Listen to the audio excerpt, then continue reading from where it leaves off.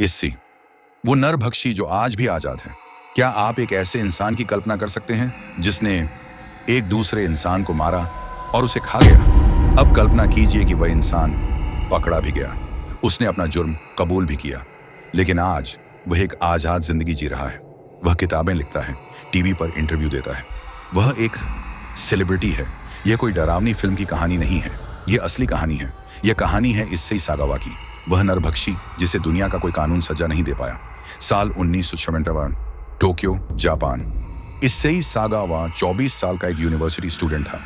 बाहर से देखने में बिल्कुल आम, लेकिन उसके दिमाग में कुछ ऐसा चल रहा था जो किसी की भी रूह कंपा दे। इस्सेई एक जर्मन महिला के पीछे दीवाना था। एक दिन उसने उस महिला का पीछा उसके घर तक किया। रात के अंधेरे में जब वह सो रही थी, इस्सेई उसके अपार्टमेंट में घुस गया। उसका इरादा उस महिला के शरीर से मांस का एक टुकड़ा काटकर उसे खाना था, लेकिन इससे पहले कि वह कामयाब हो पाता, महिला जाग गई। उसने मुकाबला किया, शोर मचा और इस्सेई पकड़ा गया। पुलिस ने उसे गिरफ्तार कर लिया, लेकिन यहाँ कहानी का पहला मोड़ आता है। पुलिस ने गलती से उस पर बलात्कार की कोशिश का आरोप लगा दिया। इस्सेई का परिवार बहुत अमीर था। उसके पिता ने अदालत के बाहर ही उस महिला को एक मोटी रकम दी और सारे आरोप वापस ले लिए गए। इस्सेई सागावा आजाद हो गया, जैसे कुछ हुआ ही ना हो, लेकिन उसके अंदर की भूख शांत नहीं हुई थी। वह बस सही मौके का इंतजार कर रहा था। 7 साल बीत गए। साल 1981। इस्सेई अब जापान में नहीं, पेरिस, फ्रांस में था। वह एक यूनिवर्सिटी में पढ़ रहा था। यहीं उसकी मुलाकात हुई रेनी हार्टवेल्ट नाम की एक छात्रा से। इस्सेई ने रेनी को अपने अपार्टमेंट में पढ़ाई करने के बहाने बुलाया। रेनी को अंदाजा भी नहीं था कि वह अपनी मौत की तरफ कदम बढ़ा रही है। जैसे ही रेनी ने पढ़ने के लिए अपनी पीठ घुमाई, इस्सेई ने उसे पीछे से गोली मार दी, सस्पेंस के साथ। इसके बाद जो हुआ वह इतना भयानक है कि उसे शब्दों में बताना मुश्किल है। इस्सी ने रेनी के शरीर के साथ वह किया जो वह सालों से करना चाहता था। उसने उसे खाया, और यह सब करते हुए वह बेहद शांत था। उसने इस पूरे घिनौने काम की तस्वीरें खींची। उसने टेप रिकॉर्डर पर अपनी आवाज में सब कुछ रिकॉर्ड किया। वह यह सब ऐसे कर रहा था जैसे कोई वैज्ञानिक अपना कोई एक्सपेरिमेंट कर रहा हो। 2 दिन बाद जब वह रेनी के शरीर के बचे हुए हिस्सों को एक सूटकेस में भरकर पास की एक झील में फेंकने की कोशिश कर रहा था, तब पुलिस ने उसे देख लिया। सूटकेस से खून टपक रहा था। इस्सी सागावा एक बार फिर पकड़ा गया। इस बार इस्सेई के पास बचने का कोई रास्ता नहीं था। उसके खिलाफ सारे सबूत थे, तस्वीरें, टेप रिकॉर्डिंग और खुद उसका कबूलनामा। फ्रांस की अदालत में केस चला। इस्सेई के वकीलों ने दलील दी कि वह दिमागी तौर पर बीमार है। उसे पागल घोषित कर दिया गया और सजा की जगह उसे पेरिस के एक मानसिक अस्पताल, मेंटल इंस्टीट्यूशन में भेज दिया गया। यहां तक तो सब ठीक लगता है, लेकिन असली खेल अब शुरू होना था। कुछ सालों बाद फ्रांस सरकार ने इस्सेई को वापस जापान डिपोर्ट कर दिया। उसे जापान के एक मानसिक अस्पताल में भर्ती करा दिया गया। और फिर कुछ ऐसा हुआ जो आज तक एक रहस्य है।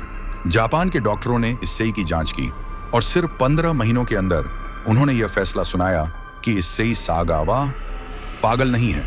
उन्होंने कहा, वह दिमागी तौर पर पूरी तरह से ठीक है, वह बस एक शैतान है। अब आप सोच रहे होंगे कि अगर वह पागल नहीं था तो उसे जेल में डालना चाहिए था।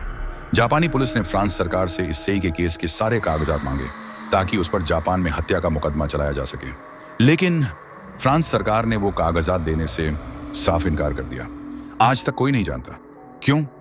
बिना किसी कागजात के जापानी कानून के हाथ बंधे हुए थे। फ्रांस में वह पागल घोषित हो चुका था, जापान में वह ठीक घोषित हो गया और उसके खिलाफ हत्या का कोई केस था ही नहीं।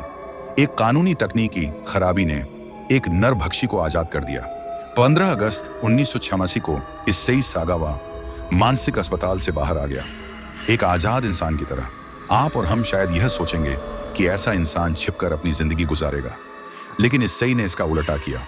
उसने अपनी शोहरत का फायदा उठाया।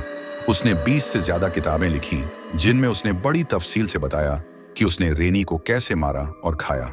उसकी किताबें बेस्ट सेलर बनी। वह टीवी शो पर आने लगा। मशहूर बैंड रोलिंग स्टोन्स ने उसके ऊपर टू मच ब्लड नाम का गाना तक बना दिया। वह जापान में एक जाना माना चेहरा बन गया। एक इंटरव्यू में उसने कहा, अपनी किताब में मैंने लिखा था कि इंसानी मांस बहुत स्वादिष्ट था, लेकिन वह सच नहीं था। मुझे कोबे बीफ ज्यादा पसंद है, लेकिन क्योंकि मैं इतने सालों से इंसानी मांस खाना चाहता था, मैंने खुद को यकीन दिला दिया था कि वह स्वादिष्ट ही होगा। यहां तक कि हाल ही में उसने एक टीवी एक्ट्रेस के बारे में कहा, मैं उसकी जांघ की एक झलक देखता हूं और सोचता हूं वह जरूर स्वादिष्ट लगती होगी। पर अब मुझे उसे खाने की इच्छा नहीं होती। आज इससे ही सागावा ने कहा, धीमी और डरावनी आवाज में।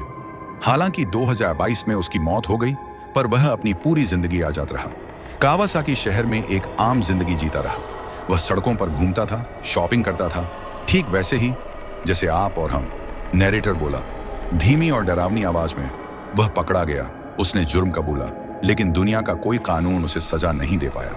नैरेटर ने धीमी और डरावनी आवाज में कहा, यह कहानी हमें यह सोचने पर मजबूर करती है कि क्या असली शैतान सिर्फ कहानियों में होते हैं या वे हमारे बीच भी घूम रहे हैं, एक आम इंसान का चेहरा पहने हुए।